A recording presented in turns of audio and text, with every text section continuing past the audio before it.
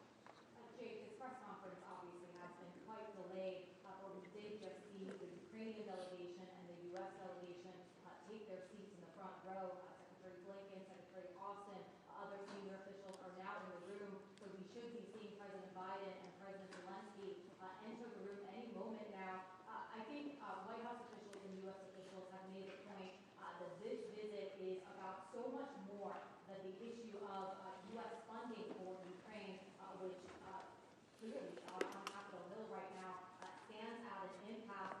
They are saying that the world is watching right now, including Russian President Vladimir Putin, and that this is the kind of visit that can send a message to the world at such a critical moment in this conflict about the U.S.'s continuing steadfast support for Ukraine, and that there is... Distinguished guests, the President of the United States and the President of Ukraine.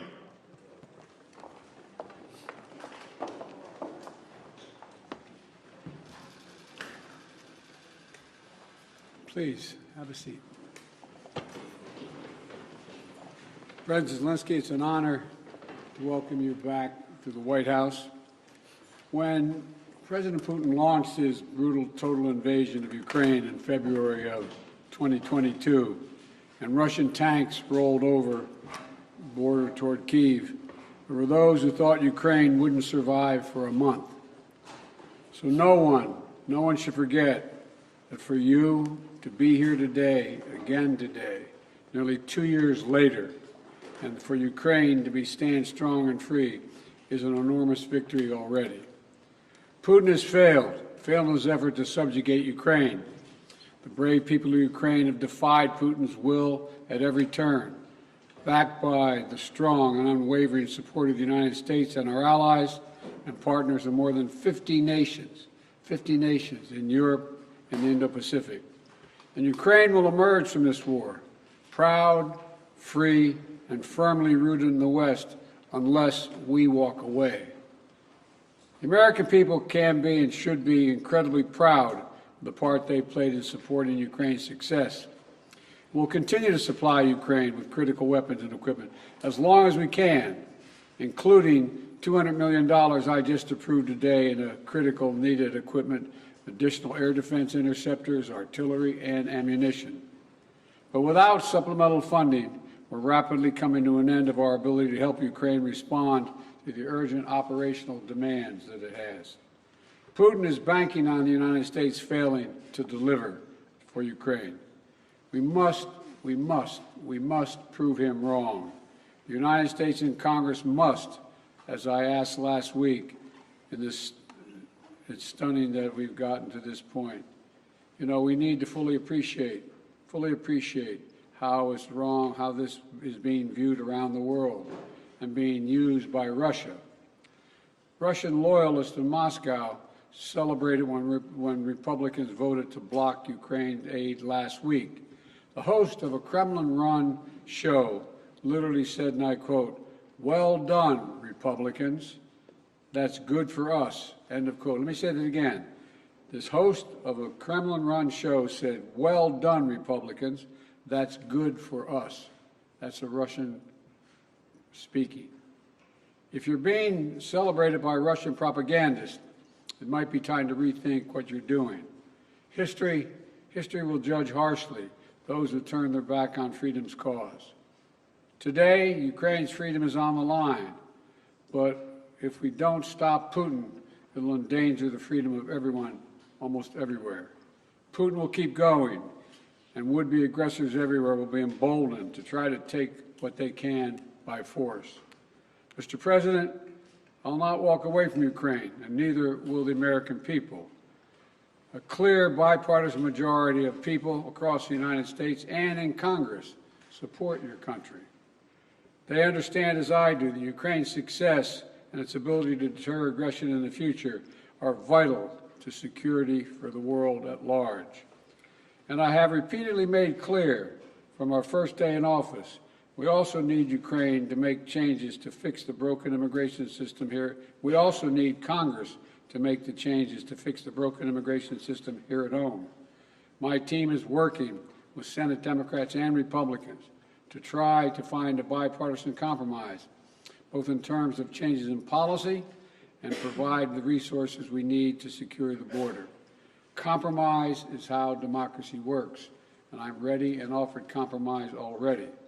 Holding Ukraine funding hostage in the attempt to force through an extreme Republican partisan agenda on the border is not how it works.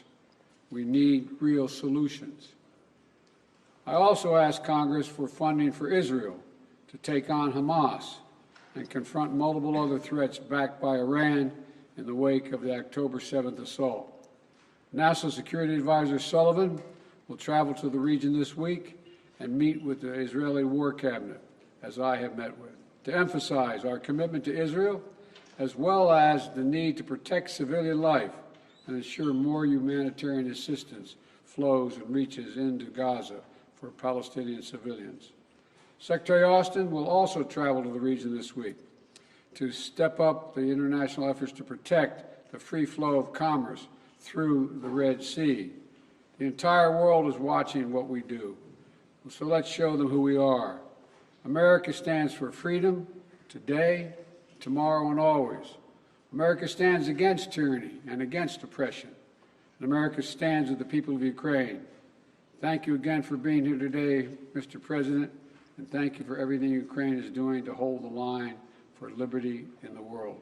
The floor is yours, Mr. President. Thank you so much. Thank you very much, Mr. President, dear journalists. I'm glad to be here and personally thank you and tell you how Ukraine values what we've achieved together, defending life and freedom. In Ukraine, we are fighting for our country and freedom, and also in Europe, we say for our freedom and yours. And this motto resonates not only in our country, not only in our hearts, not only in Ukraine, but also in Poland and Baltic states, Moldova and others. When freedom is strong in one country, it is strong everywhere. When it burns in one soul, it presents its merits to others. Ukrainians have twice led revolutions this century, defending freedom. For nearly 2 years, we have been in a full-scale war, the biggest since World War II, fighting for freedom. We stand firm, no matter what Putin tries. He hasn't won any victories. Thanks to Ukraine's success in defense, other European nations are safe from the Russian aggression, unlike in the past. Ukraine can now tackle the Russian dictatorship, so our children and other nations won't have to shed their blood and sacrifice lives defending against Russian aggression. We've already made significant progress. We've shown that our courage and partnership are stronger than any Russian hostility. And we've freed 50% of the territories Russia occupied after February 24th. And we won the Black Sea and are reviving our economy. Thanks to maritime exports, Ukraine's 5% economic growth this year proves our effective partnership. And we've shown no Russian missiles can overthrow the powerful American Patriot systems. Thank you very much. And even during war, we are reforming our country and strengthening our institutions. Today, President Biden and I discussed how to increase our strength for next year. First, air defense and destroying Russian logistics on Ukraine's land. Mr. President, thank you very much for your supporting us. And in these areas, like our victory in the Black Sea, we aim to win the air battle, crushing Russian air dominance. This will intensify our ground advantages in 2024 with our control of the skies. Who controls the skies controls the war's duration. And today I would like to thank, of course, for yet another significant defense package with our defenders value very much. Second, yesterday I met with American defense company leaders. They advised us on how to make our defense industries work faster and more effectively.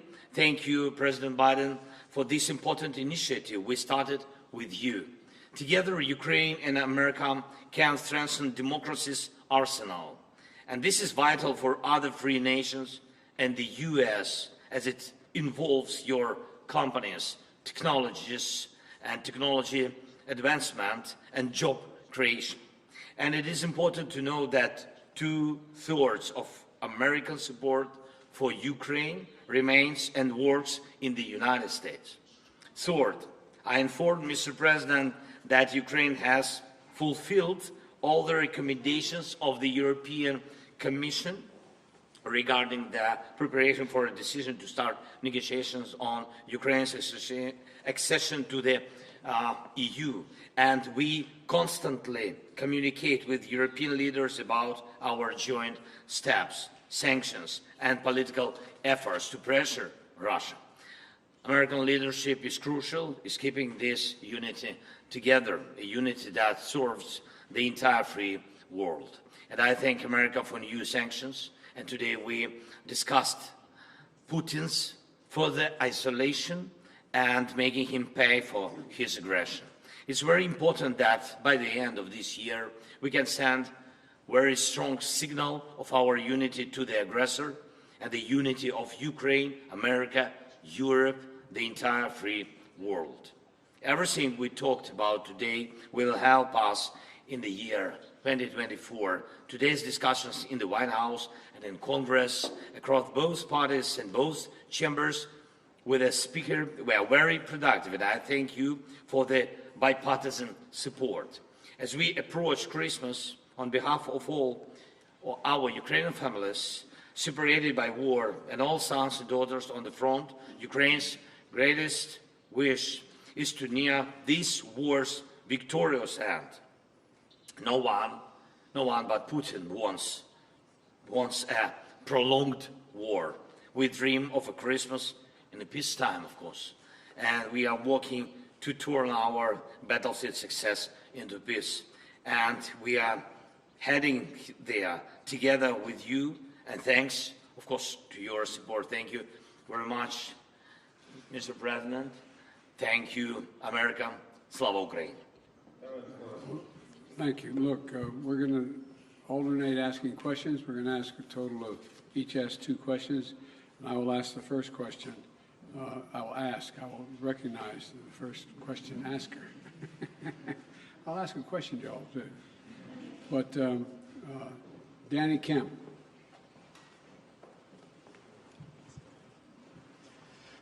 Thank you, Mr. President. For President Biden, Ukraine's counteroffensive has stalled in recent months.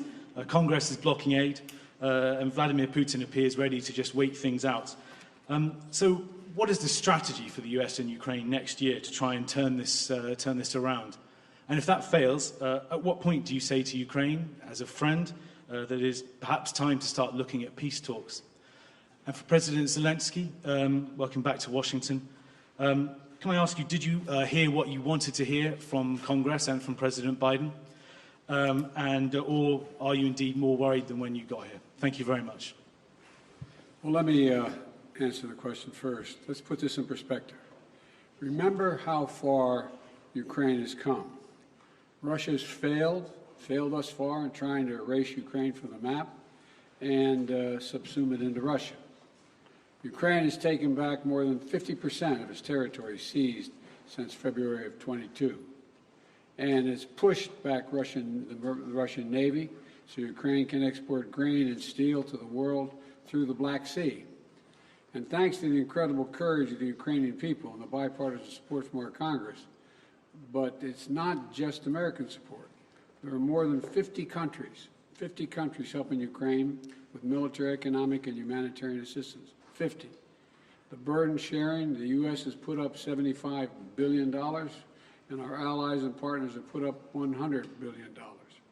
And more than 90% of our security assistance to Ukraine is being spent in the United States to provide weapons for Ukraine and replenish our stockpiles and build our industrial base. We need to ensure Putin continues to fail in Ukraine and Ukraine to succeed. And the best way for that to do that is to pass the supplemental.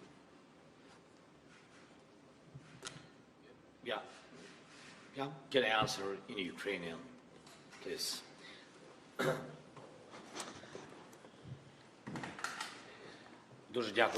Thank you.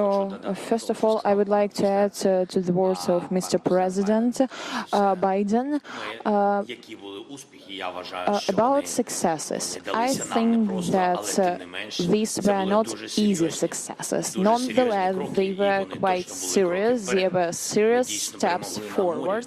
Indeed, we gained victory on the sea. We destroyed ships of the Russian Federation. We threw the remnants of their fleet to Russian territorial waters.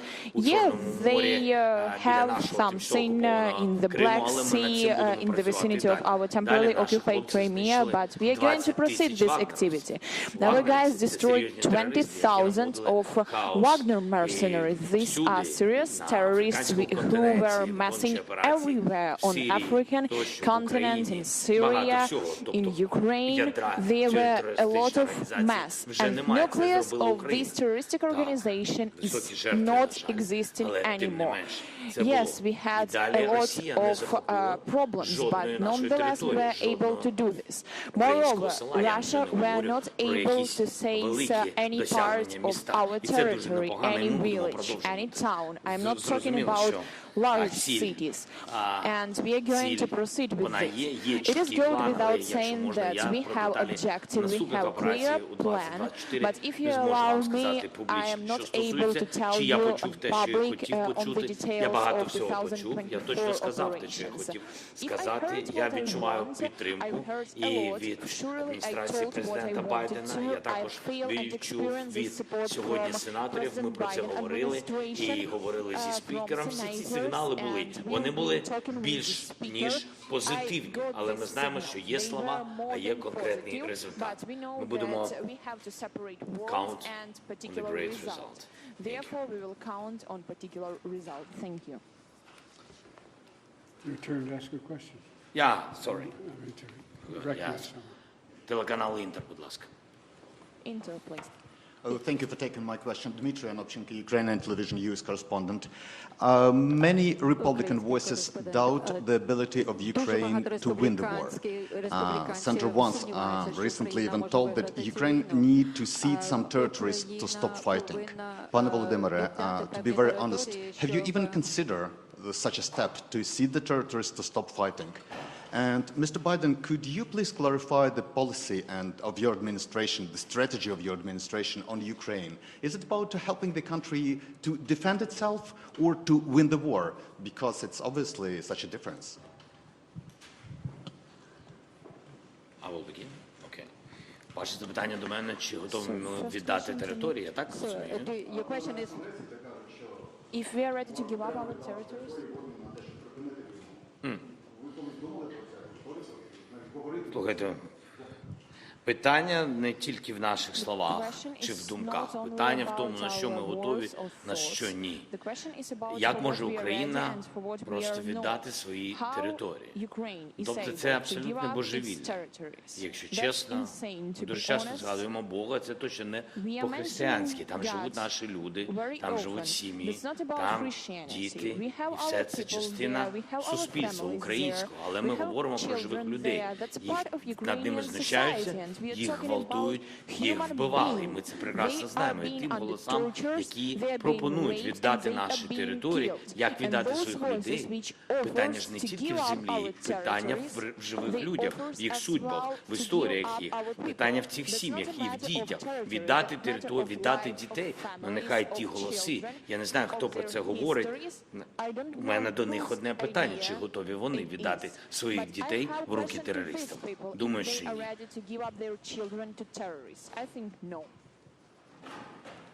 We want to see Ukraine win the war. And as I've said before, winning means Ukraine is a sovereign, independent nation and that can afford to defend itself today and deter further aggression. That's our objective. Trevor, Reuters. Thank you, sir. First, a question for both of you.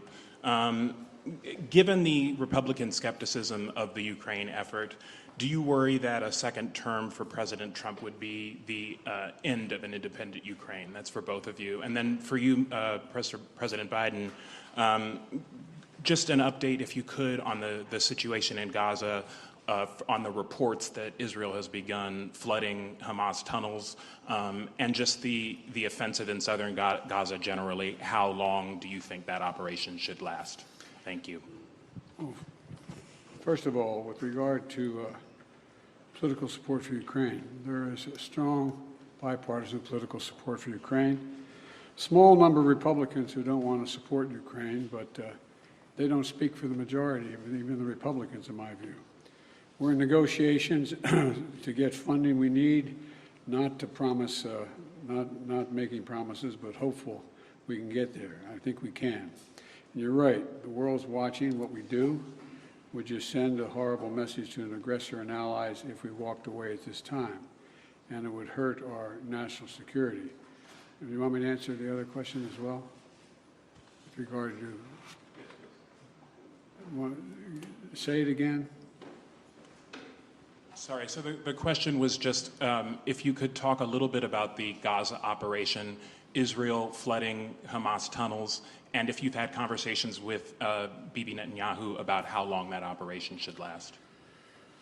Well, I have had conversations with Bibi Netanyahu, and I want to make sure that we don't forget what we're doing here. We have to support Israel because they're an independent nation that's being, I mean, the brutality, the inhumanity, the way in which Hamas treated the Israelis, and I mean, raping and burning and beheading. I mean, it's just beyond comparison, and to anything else that I've seen since I've been here, and I've been around for a long time. But I think that we have made it clear to the Israelis, and they're aware that the safety of innocent Palestinians is still of great concern. And so the actions they're taking must be consistent with attempting to do everything possible to prevent innocent Palestinian civilians from being hurt, murdered, killed, lost, etc. And look, it doesn't lessen the responsibility going after Hamas to innocent Palestinians and Hamas. Look, we have a responsibility to protect citizens and ensure they have access to humanitarian assistance. That's why I've worked so hard with our Arab friends as well as the Israelis to get humanitarian assistance into Israel, literally getting up to 140 trucks loaded with gear, loaded with food, loaded with everything that is needed by the Palestinians, including fuel. So, you know, Israel has stated its intent to fulfill these responsibilities. It's very difficult. With regard to the flooding of the tunnels, I'm not, well, there is assertions being made that they're quite sure there are no hostages in any of these tunnels, but I don't know that for a fact. I do know that, though, every civilian death is an absolute tragedy, and Israel stated its intent, as I said, to match its words with its intent with actions. That's what I was talking about today.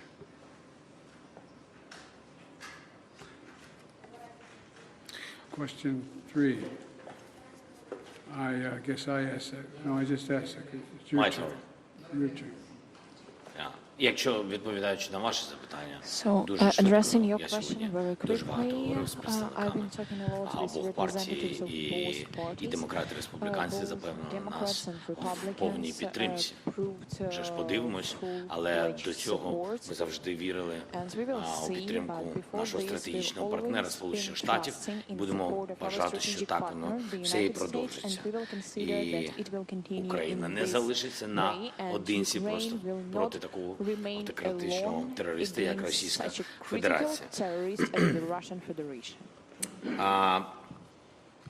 Укрінформ. Так, будь ласка. Thank you so much. My name is Yaroslav Dovopol, Ukrinform News Agency, Ukraine. Next summer, the United States will host an anniversary NATO summit in Washington, D.C., which raises a lot of hope, especially for Ukraine. President Zelenskyy, what does the Ukrainian side expect from this summit? And do you hope to hear direct invitation for Ukraine to join the alliance? And President Biden, under what conditions is the United States ready to support the initiative of inviting Ukraine to be member of NATO? Thank you.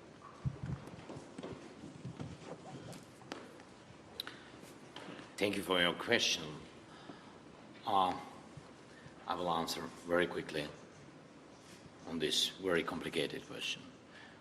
We are not allies till now. We are allies, but we are not members of NATO. So that's why I think I will pass this question to our big friend, President Biden. Well, look, I'm very proud that how strong and unified NATO has become. And now it's even larger. Putin wanted the federalization of NATO when I met with him in Geneva right after I was elected. And he's gotten the NATOization of Finland instead.